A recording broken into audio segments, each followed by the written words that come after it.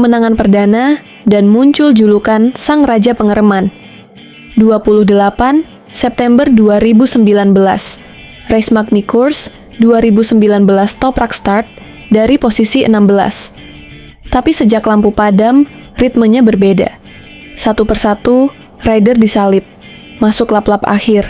Hanya satu nama tersisa, Jonathan Rea, sang pemimpin klasemen, Raja Kawasaki.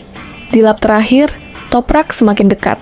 Menuju chicane terakhir, ia melakukan pengereman super late.